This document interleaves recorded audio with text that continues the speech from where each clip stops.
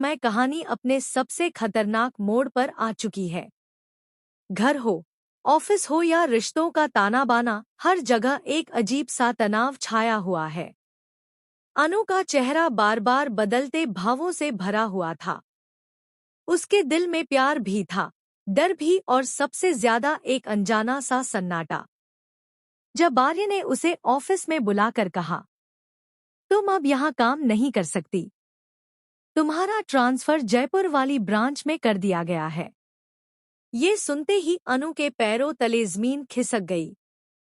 वो जानती थी कि आर्य ये सब मजबूरी में कर रहा है, दिल से नहीं। उसकी आंखों में साफ लिखा था कि वह अनु को अपने दिल से दूर करना चाहता है। लेकिन अनु चुप नहीं रही। उसने ठान लिया कि अब आर्य से सीधा जवाब लेगी। गहरी सांस लेते हुए उसने कहा, मुझे पता है आप खुद को मुझसे दूर करने की कोशिश कर रहे हैं, लेकिन सुन लीजिए, अगर 24 घंटे के अंदर आपने अपने दिल की बात मुझसे नहीं कही तो मैं हमेशा के लिए आपकी जिंदगी से दूर चली जाऊंगी। फिर कभी आपको अपनी शक्ल भी नहीं दिखाऊंगी। ये शब्द सुनकर आर्य के मन में जैसे तूफान उठ गया। वह ठिठक कर रह गया। एक तरफ उसका दिल था जो चीख चीख कर कह रहा था कि अनु ही उसकी दुनिया है। दूसरी तरफ जिम्मेदारियों की वो मोटी दीवार थी जिसे वह तोड़ नहीं पा रहा था। आर्य अकेला पड़ा तो उसका पुराना दोस्त झंडे उसे अपने साथ खींचकर ले गया।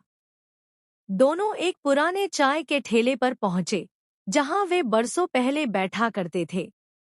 वहां की मिट्टी की खुशबू और चाय की भाप ने जैसे पुरानी यादें ताज़ा कर दी।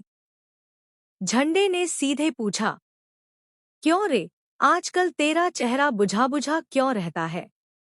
मुझसे बातें क्यों छुपा रहा है? आर्य ने नजरें झुका ली, मगर झंडे उसकी आंखें पढ़ चुका था।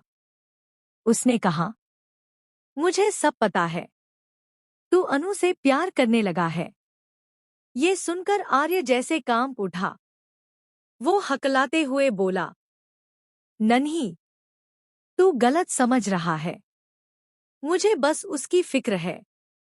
झंडे ने हल्की मुस्कान के साथ सिर हिलाया और बोला, मुझे तू जितना जानता है उससे कहीं ज्यादा मैं तुझे जानता हूँ।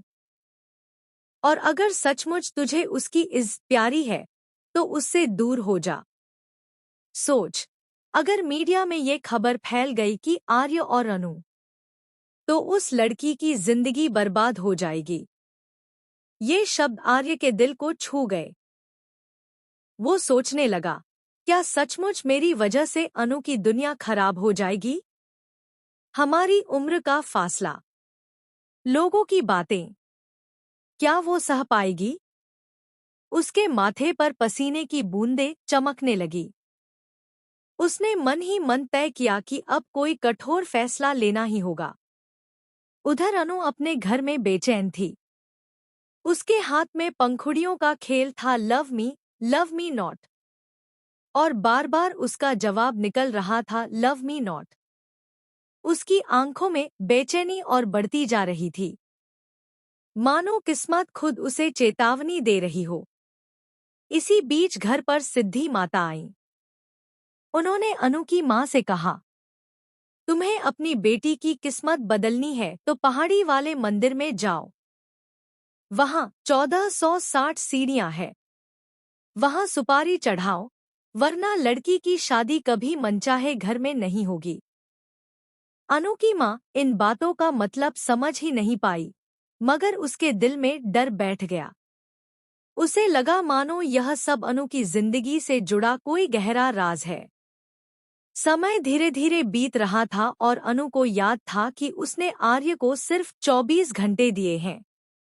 इधर आर्य के पास भी झंडे बार बार आकर पूछ रहा था, सोचा तूने, क्या करने वाला है? आखिरकार आर्य ने फैसला कर ही लिया। उसने अनु को ऑफिस बुलाया। माहौल भारी था, कमरे में सन्नाटा पसरा था। आर्य ने उसके हाथ में एक लिफाफा पकड़ा दिया और ठंडी आवाज में बोला, ये तुम्हारा ट्रांसफर लेटर है, तुम कल से जयपुर ब्रांच में ज्वाइन करोगी। अनु की आंखें भर आईं। उसने बिना कुछ कहे आर्य को देखा।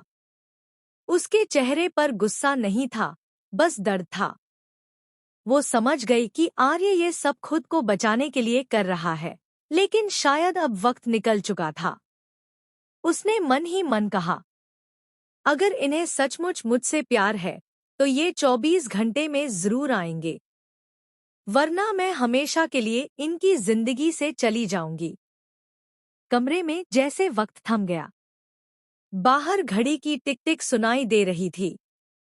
आर्य के दिल और दिमाग की लड़ाई चरम पर थी।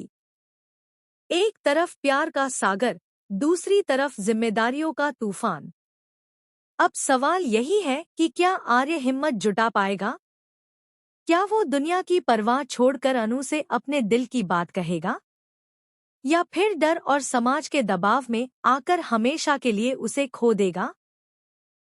इस सस्पेंस भरी घड़ी में हर नजर सिर्फ एक ही बात जानना चाहती है, आने वाले 24 घंटे अनु और आर्य की जिंदगी का रुख बदल देंगे।